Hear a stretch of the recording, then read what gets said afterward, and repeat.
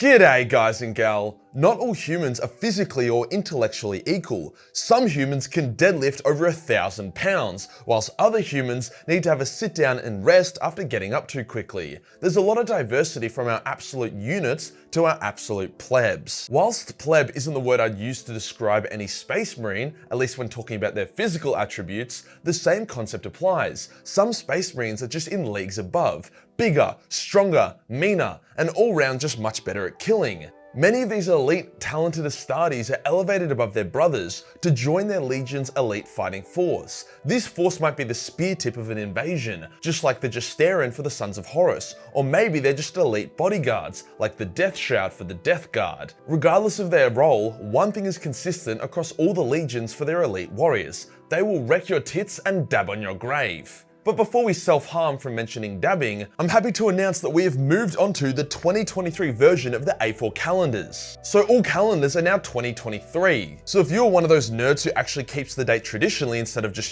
self-molesting to professionally nude cosplays, then now's your time. As an extra incentive, the next 200 A4 calendars and A3 calendars to be bought will be hand-signed. So if you want to be one of those lucky few, then be sure to click the link below. There's just under 2 weeks before the calendars are gone forever, and you don't want to die without knowing what these flicks look like without the yellow symbol of death covering them. Today we'll go over the elite Astarte unit from each legion, detailing their loadouts, how Astartes are chosen, and what special role they perform. Let's get into it.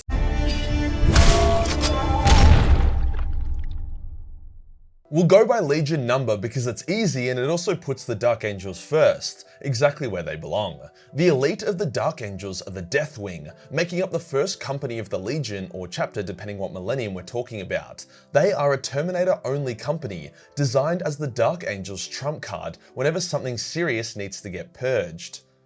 During the Crusade, they were equipped with Cataphracti Terminator armor, which was a bit more gladiatorial than the more iconic Terminator armor of the current setting. And they weren't just an honor guard. They could be when required, but their use was very practical. In the current setting, their role has changed a bit. Whilst they are still the first company of elite bitch slappers that are called in when things get hairy, they are also privy to the Dark Angels' true history, learning things such as the existence of the Fallen, Luther's betrayal of the Lion, and why the Dark Angels seem to abandon their allies to chase some hooded dude with a big ass sword on his back. They are currently led by Belial, who is an absolute demon in combat. Like, this is the kind of Astartes you'd throw at Abaddon if you wanted to teach that uppity hypocrite a lesson on humility. The second legion's elites are non-existent, because none of them were elite. They are, however, delete. The Emperor's Children elite are lacking originality in their naming conventions. They are the Phoenix Guard, which not only already existed in Warhammer Fantasy, but is also just pretty standard. In saying that though, what they lack in originality, they make up for in style. God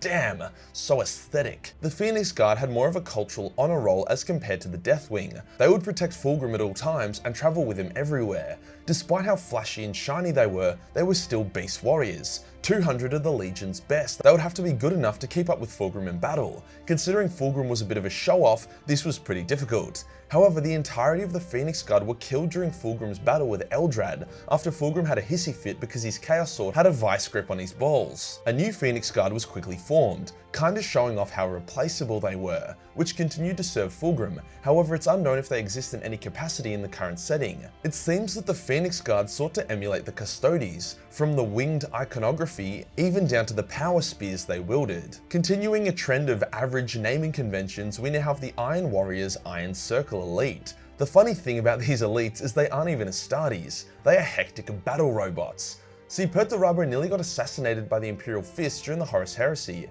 This, combined with his already paranoid mood, led him to have a mini breakdown and declare his sons as unworthy and unable to protect him. Hence he modified Colossus-class robots with his own genius, Dark Age of Technology stuff, and a few forbidden secrets taken from the Mechanicum to create these unresting and tireless bodyguard elite. Eventually, more of the Iron Circle were created and used in the wider Legion as elite warriors. But yeah, they're not even Astartes. The White Scars finally had a cool name for their elite Astartes: the Kashig. The Kashig were kinda in between the Death Wing and the Phoenix Guard for how they were used. They were the honor guard for their Primarch as well as the Khans of each division, but that didn't mean they were forced to always be by their side. They were often used as a shock and awe frontline to break down the enemy forces. Like many elites, they mostly wore Terminator armor to help with the whole Leroy Jenkins vibe they had going. The Kashig were created before the White Scars even discovered the Khan. They had been the Khan's closest warriors, and to help his legion integrate with his own unique culture, he assigned these Kashig warriors to the Terran-born Astartes to introduce them to the ways of Chagoris. Final fun fact: the honor guard of the Mongol Empire were called the Kashig with a H, so that's where that comes from. Now we have the Space Wolves and their, god damn it, their Wolf Guard. The Wolf Guard's role isn't particularly unique. They protect their, god damn it, Wolf Lords by charging into battle with them, often in the vanguard. What is unique, however, is the fact that the only criteria required to join the Wolf Guard is to do something fucking hectic in battle, meaning a newly initiated Space Wolf could do like a no-scope 360 straight to a Hive Tyrant's dome and bam, they are now a Wolf Guard, a role that every Space Wolf dreams of. Hence, Wolfguard squads are made up of Space Wolves of all ages and prior ranks. The Wolf Lord they protect then gives them cool gear, like relic weapons or Terminator armor as he sees fit, resulting in Wolfguards being a group of mismatched war heroes that absolutely wreck tits. Individual Wolfguard can be detached from bodyguard duties to lead a Space Wolf squad, or even an entire force, so there is a bit of practical flexibility there. The Imperial Fist elites were the Huskarls, who were the Praetorians of Rogel Dawn and never left his side. Over the course of the heresy, one by one the Huskarls died in defense of their Primarch. By the end of the heresy, it seems like they had all died out, as they would never induct new Fists into their unit for cultural reasons. In the current setting, their title has been revived on the Order of Guilliman. However, instead of being elite bodyguards, the new Huskarl are the greatest siege defense experts in the Fists, tasked with fortifying key worlds. I'm a huge fan of this next one, the Night Lords elite, the Atramentar. These Night Lords were handpicked from the Legion by Conrad himself, being given Terminator armor before then being put under the command of the legendary Sevatar. They didn't do a whole lot during the heresy, just kind of being there. It also didn't help that all except a dozen of them were killed by the Dark Angels when the Lion cracked their shits and decided the Night Lords needed to fist up their ass. The few surviving Atramentar were heavily shaken when Sevatar was killed.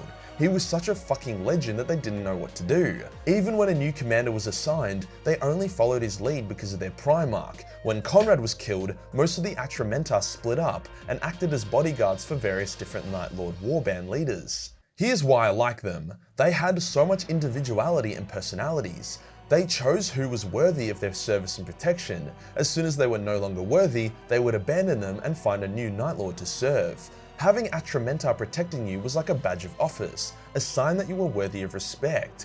Some Atramentar were massive pricks, others noble warriors, some were chaotic sluts. The only thing keeping all these huge conflicting personalities together was Sevatar, a testament to the kind of Astartes that autistic legend was. The Blood Angels elite is the famous Sanguinary Guard. The Sangi Guard, as I'll call them, are probably the most dedicated out of all the honor guards. When Sanguinius was still around, they sought to emulate his majesty and power, foregoing their identities, putting on winged jetpacks, taking up mastercraft power swords, and even getting Sanguinius' face as their helmets. After all, how do you protect a flying demigod? You also have to become a flying demigod. Because of how difficult it was to be a Sangi Guard and survive more than 5 minutes when trying to keep up with Sanguinius, the order was always small and has faced annihilation on multiple occasions, usually only one Sangi Guard remaining to rebuild the order.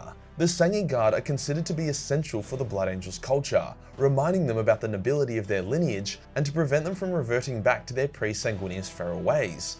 Also, how could you not get a morale boost, seeing a golden warrior flying in the sky? The Iron Hands elite, the Morlocks, suffered the same fate as the rest of their legion, irrelevancy.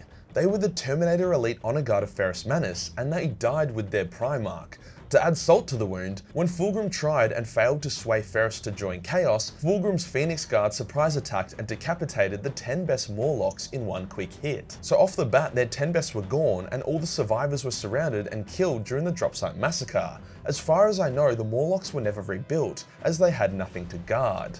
The World Eater Elite's name make me chuckle, as they are called the Devourers. Like, it's badass, but it just makes me smile. What doesn't make me smile, however, is their very tragic story. The Devourers were the honor guard of their Primarch, and despite Angron detesting the idea of bodyguards, he understood their cultural importance and accepted them. To become a Devourer was a massive honor, so whenever one of the 12 fell in battle, a Legion-wide gladiatorial contest was held to see who would take their place. However, as Angron lost more and more of his sanity and became an even bigger fucking asshole, he forgot why he initially allowed the Devourers to exist, and he began to resent them. They could also never keep up with him in battle, as he would charge forward like a fucking maniac, yet they couldn't keep up with him due to their Terminator armor slowing them down. So they were always left in his dust, and he always ignored them. By the time the heresy came about, nobody wanted to be a Devourer. Whenever a Devourer fell in battle, the greatest World Eater warriors would ignore the gladiatorial matches to take their place. Khan thought they were a sad joke. When an elite World Eater beat a Devourer in a gladiatorial match, he would refuse to kill him as it would mean he would have to take their place. When the heresy ended, the remaining Devourers disbanded, forming their own warbands or joining others, feeling nothing but shame and embarrassment for the entire time. Despite the usual vanillaness of the Ultramarines, their elite warriors, the Invictarius Suzerain, were dope as hell and probably one of the most interesting of all the Legion's elites. Firstly, their armor was fucking baller. Like, holy shit, look at that. And secondary, they didn't have to wear Terminator armor like every other Legion seemed to insist their elites do. The Invictarius weren't chosen just for their battle skills, but also for their leadership, governance, and ability to speedrun their 12 times table. They weren't even necessarily Guilliman's honor guard, instead acting as shining beacons of Ultramarine example. Sadly, in the modern setting, the Invictarius have devolved into basic honor guard, maintaining a few cool design elements, however their role has been greatly diminished. The Death Guard's Death Shroud are dope as hell and one of the only Traitor Legion elite units to have survived into the current setting. In short, they are Mortarian's honor guard. Astartes in Terminator armor wielding power scythes, which is baller as. However, they are also Morty's confidence and keeper of his secrets. To recruit a Death Shroud, Morty will approach a Death Guard and invite him to join. When the Astartes accepts, his death will be faked on the battlefield as his identity is scrubbed from history. He can then never share his identity with anyone, not even other Death Shroud members, and he can never show his face. There must always be two Death Shroud near Mortarion at all times, whilst the others are allowed to act as battlefield juggernauts, taking down enemy champions or breaking through enemy strongpoints. In the current setting, they act as representatives of Mortarion, assigned to protect, observe, or punish his subordinates. For example, if a Death Guard Lord engages in battle, Morty may send a Death Shroud. If the Lord is successful, then the Shroud departs and reports it. If he fails, the Shroud will execute him on the spot. Either way, the Shroud will fight for the Lord, so if they fail, they probably deserve it. The Thousand Sons had their mega elite Scarab Occult, with the most elite of those being the Sekhmet. The Sekhmet were extremely powerful warriors as they were also wildly potent sorcerers. Combine the two and slap it in a set of Terminator armor and now you have arguably the most elite force of Astartes in the galaxy. Other Primarchs even shared opinions on them because they were so powerful. The Khan and Ferris referred to them as robots due to how single-minded and destructive they were. However, for Ferris, this was a compliment. Lehman hated them as they would just use their OP abilities to dispassionately easily win battles, rather than getting stuck in like his honorable Wolfguard. When Ahriman fucked up his rubric and turned most of his legion to dust, the Sekhmet, the Sorcerer Warriors, survived and became even more powerful. However, most of the Scarab Occult were turned into Rubric Marines, little better than the robots they had once been called. The Lunar Wolves, and then when they became the Sons of Horus, had the elite Gestarin, Abaddon's first company of black Terminator-clad Astartes. They were not honor guards at all, purely taking the role of shock assault units, designed to break empires with a single attack. Abaddon loved his Gestarin.